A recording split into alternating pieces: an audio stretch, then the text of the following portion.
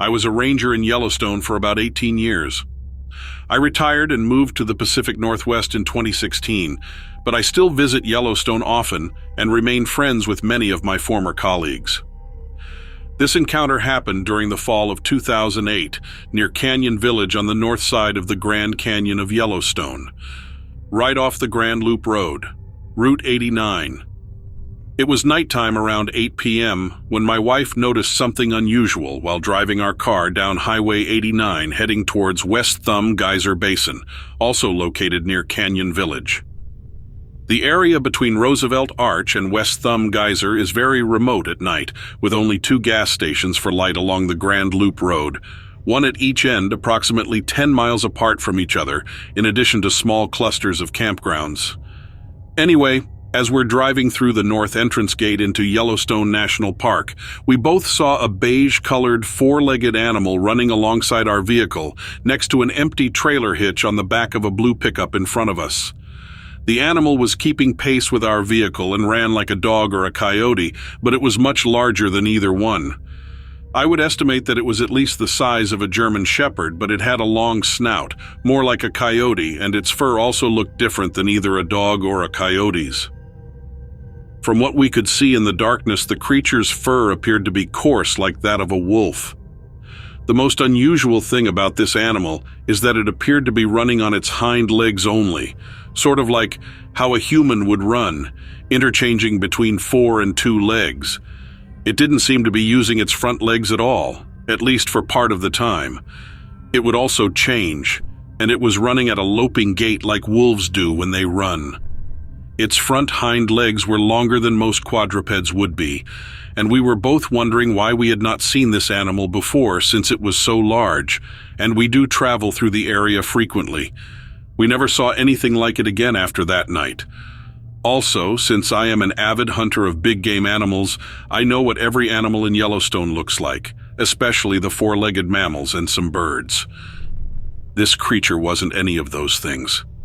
I don't know what this creature was, but whatever it may have been, my wife and I both agree that what we saw was a canine or wolf-like bipedal animal running alongside Highway 89 near Canyon Village during the fall of 2008.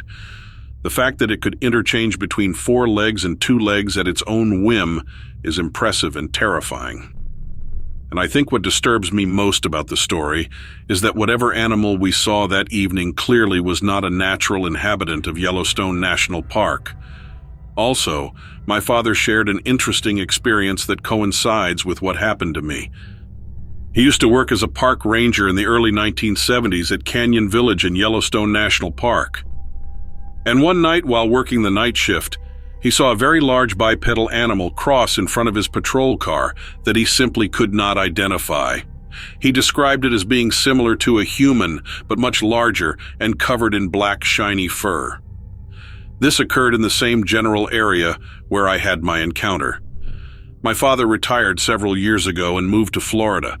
For a time, he did live in Cody, Wyoming, near Yellowstone National Park, and I've been thinking about sharing my experience with him and asking him if he remembers seeing anything similar during his time as a ranger. The other odd thing is that the year 2008 was also a strange year for Bigfoot sightings all across Idaho, especially in places like West Idaho. There were also some unusual anomalies witnessed by my paranormal activist friends during this same time period. They say that it coincides with the 2008 crash. I don't know what to make of it. Whatever we saw that evening was not any kind of known animal from Yellowstone National Park, or anywhere else for that matter. If you have any ideas regarding what I saw that evening, please comment below. It would be great to finally figure out what that creature was. Thanks for your help.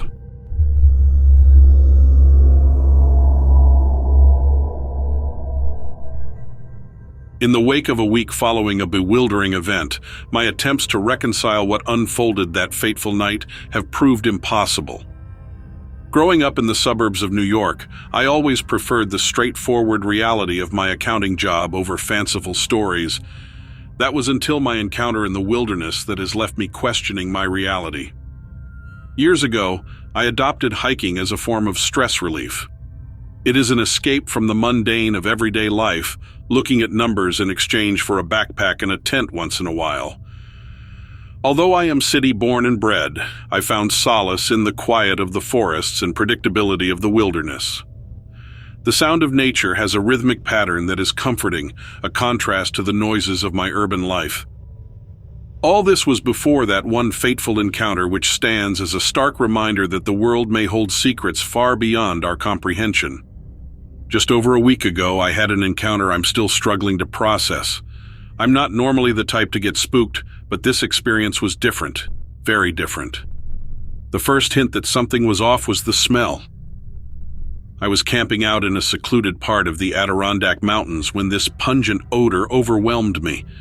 It was like sulfur, so strong it made the back of my throat itch.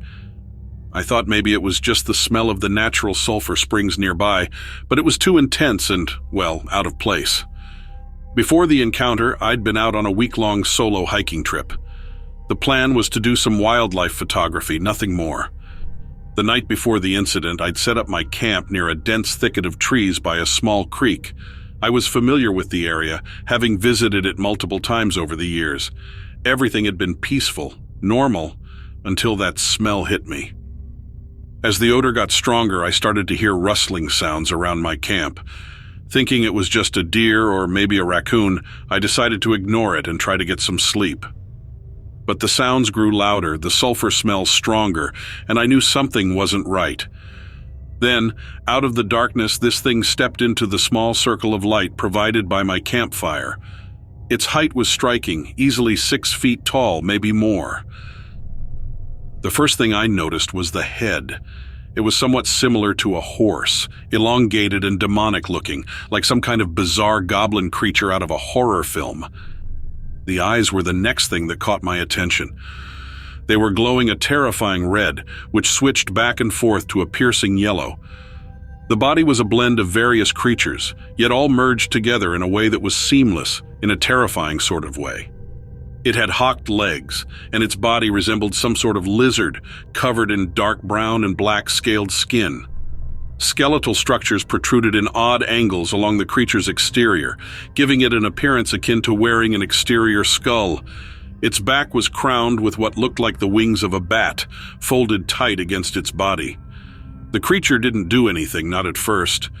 It just stood there, looking at me. We stared at each other, the only sound being the crackling of the fire and the distant call of a night bird.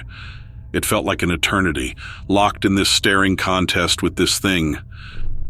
Then, as quickly as it had appeared, the creature turned and retreated back into the darkness, the rustling sounds fading, followed by the smell of sulfur.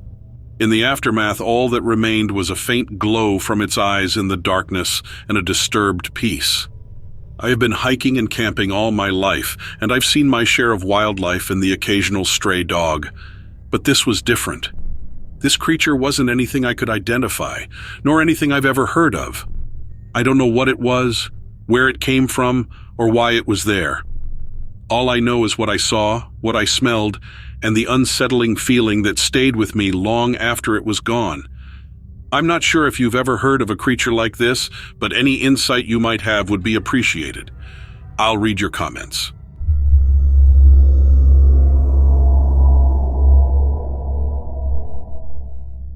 I'm a forest ranger stationed in the Ozark Mountains, Arkansas. Been on the job for about a decade. It's been a regular enough life until one particular night last year. That's when things went odd. I was on a routine patrol, following up on reports of strange animal noises and disturbances that had been troubling the local campers. We've got bears and bobcats, but this was different, much odder.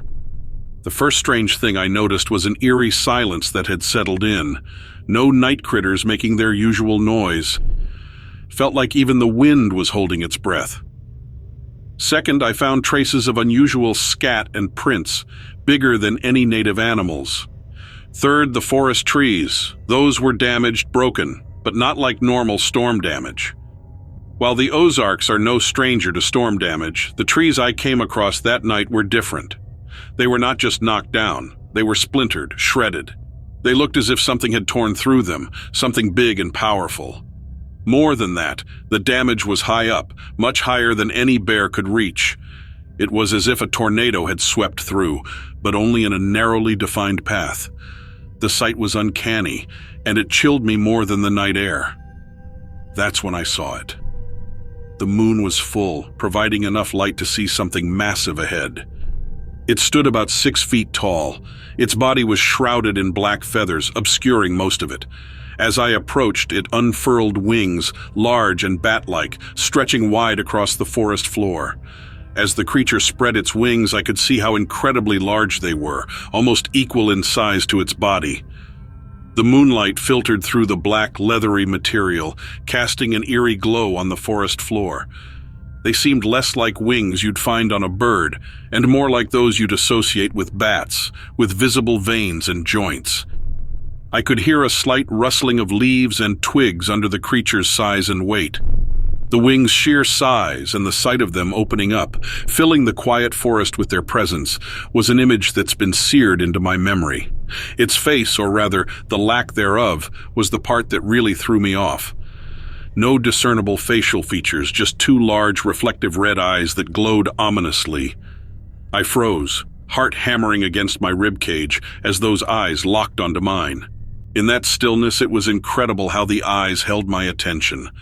They were too large to match any animal I knew, with a depth and intensity that was almost hypnotic. The red glow they emitted wasn't like the reflection of light you'd see in an animal caught in a headlight.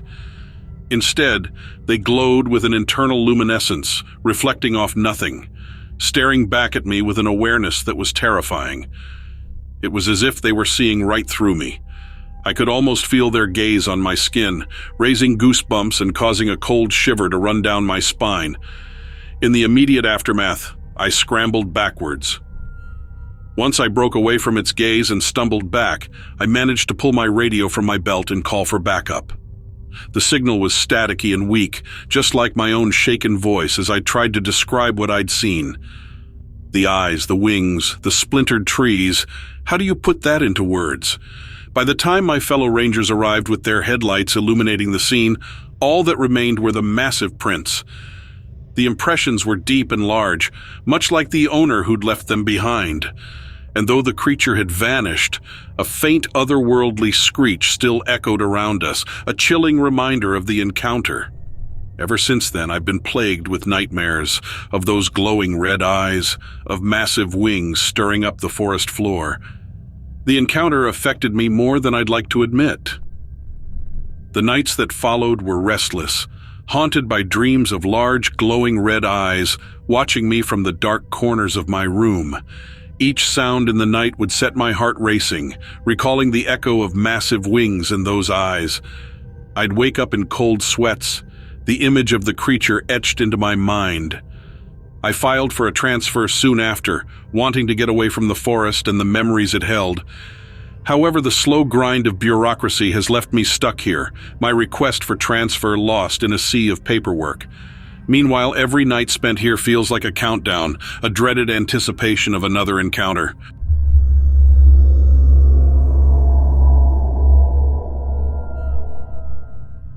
I'm a hunting guide by profession, based in Montana.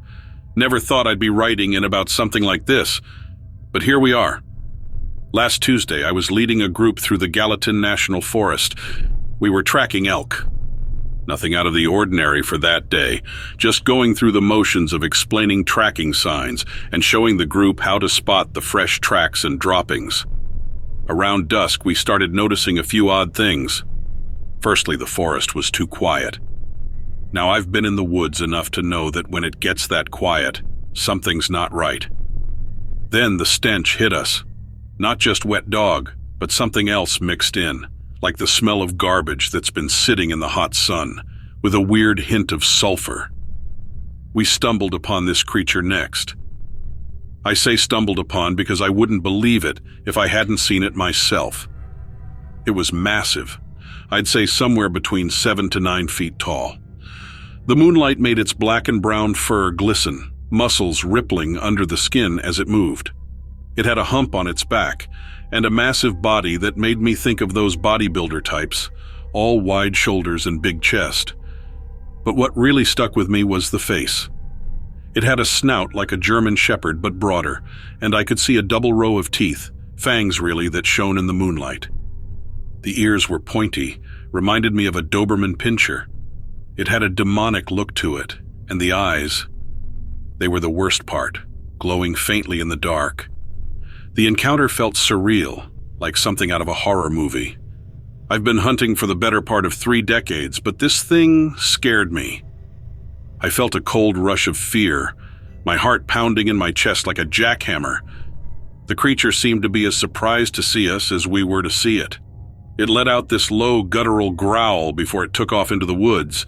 It didn't run like an animal would. It stood upright on its hind legs, just like a man. After the creature disappeared, we all just stood there for a moment, shell-shocked. We quickly packed up and left the area. On the way back, nobody talked much. The encounter left us all with a feeling of unease. We got back to town around midnight. Next day, I returned to the area with a few of the local guys. I felt obligated to, in case this thing was a threat to folks around here. The smell was gone by then, but we could see clear signs where it had been broken branches, disturbed ground. As professionals, we couldn't help but inspect its tracks. The footprints were like nothing we'd seen before. They looked somewhat like a dog's, but were far too large, and there was a clear bipedal pattern. They were scattered around the area, too randomly for my liking. It didn't feel like the creature was scared or fleeing, more like it was curious and observing us.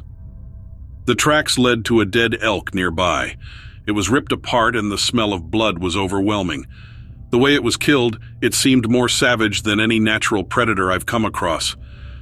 The scene was brutal, as if something had played with its food. Everyone was quiet on the way back. There's a tension in town now. People are scared, and with good reason. This isn't a ghost story or some urban legend. It's real, and it's here in our backwoods. This isn't just for the thrill of the story, but also as a caution for those in the area or planning a trip here soon. The woods are a beautiful place, but they're also wild, and sometimes they remind us just how wild they can be.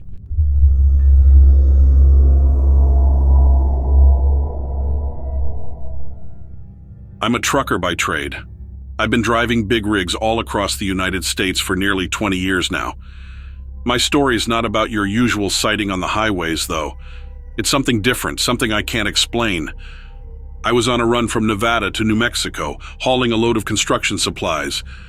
My path took me through a long, lonely stretch of desert where the only company you have is the radio and the stars.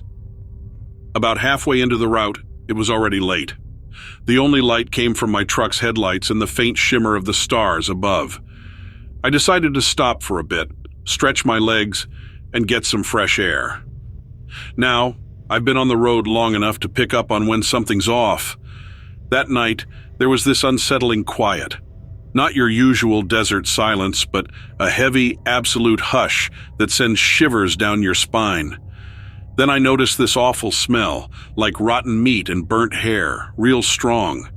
I can still remember it.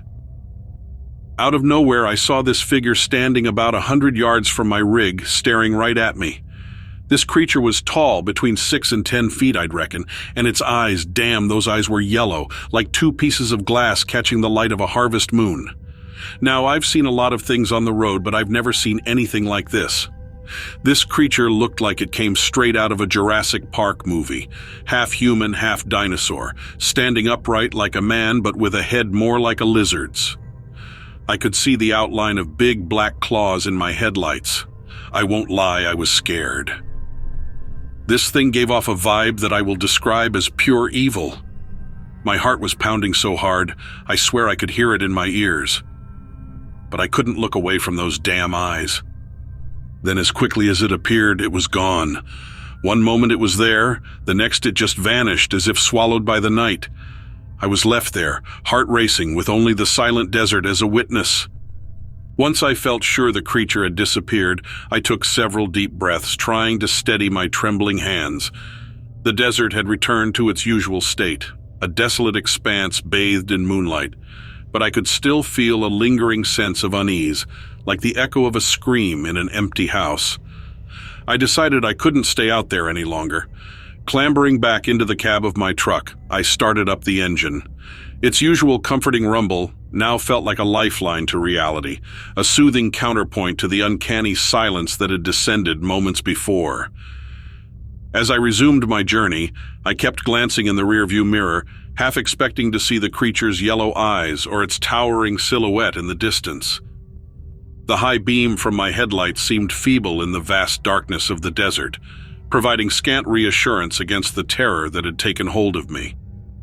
For the rest of that run, I was on high alert, senses heightened to any unusual sound or movement in the desolate landscape. Every shadow seemed menacing, every wind-blown tumbleweed a potential threat. It felt like the longest drive of my life. After that encounter, my perspective on those late-night runs changed. The solitude of the open road, once a source of peace, now felt ominous. I started avoiding that route, opting for busier highways whenever I could. Every time I got behind the wheel, I found myself fighting the memory of that night and the terror I felt. Even now, I sometimes wake up in the middle of the night, heart pounding, the image of that creature and its piercing yellow eyes burnt into my mind. I've spent countless hours trying to make sense of it, questioning if it was real or just a product of my tired mind.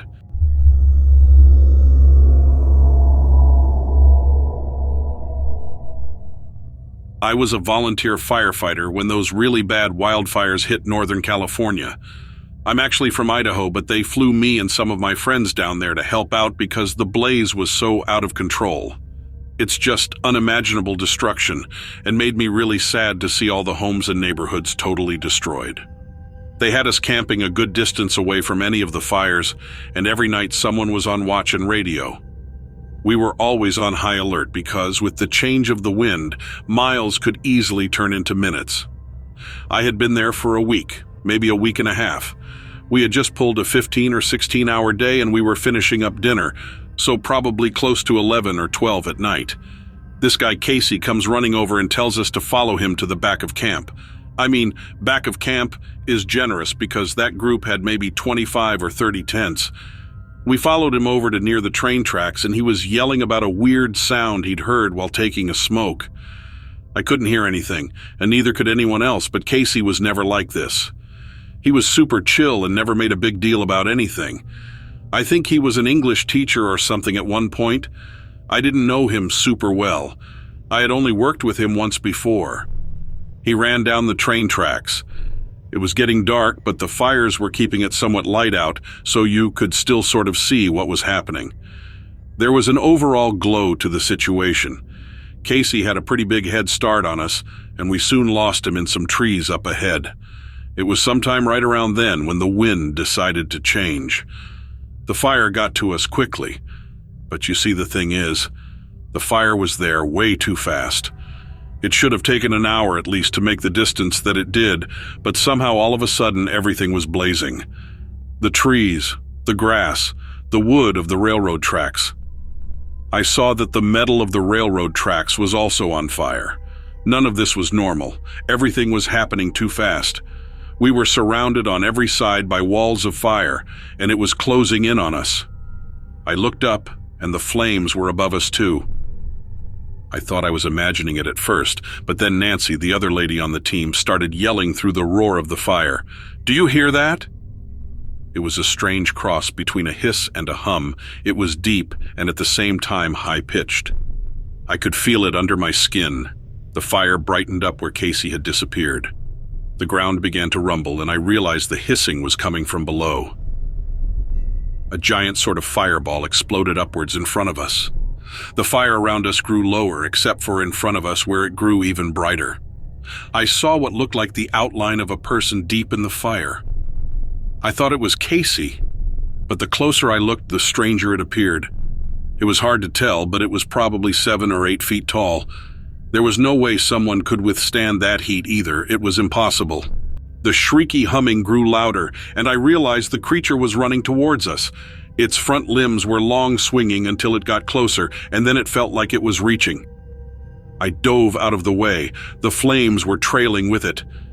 It could have been the source of the fire. The second before I blacked out, I rolled over and got a glimpse of its legs, which looked like the hind legs of an animal, maybe a horse or a goat or something like that. I woke up and didn't know how long I'd been out, but it must have been a while because it was starting to get light out, and not just from the nearby wildfires. The sun was coming up and I could see I wasn't the only one who passed out. Nancy and some of the guys were nearby on the ground too. I checked on them all and they were alive and breathing but still out. I looked around and saw a giant hole where part of the railroad track had been. Some of the metal had sort of melted and dripped down the side of the hole. It looked like icicles. I went to the edge of the hole, which was more like a pit, probably at least 10 or 15 feet deep. The sides of it were caked in ash. Turning around, I realized that nothing had actually been burned. The track had melted a bit. A few feet on either side of the pit were a little charred, but everything else was unburnt. Green grass and weeds, the trees were still covered in needles, and the trunks were untouched. There was a stripe or maybe path of grass that had been kind of crisped. It went from the pit to over the hill in the direction of the wildfires. Once everyone woke up and determined no one was too badly hurt, we searched for 3 or 4 hours but couldn't find any sign of Casey. I'm not sure what we saw, but we all saw it.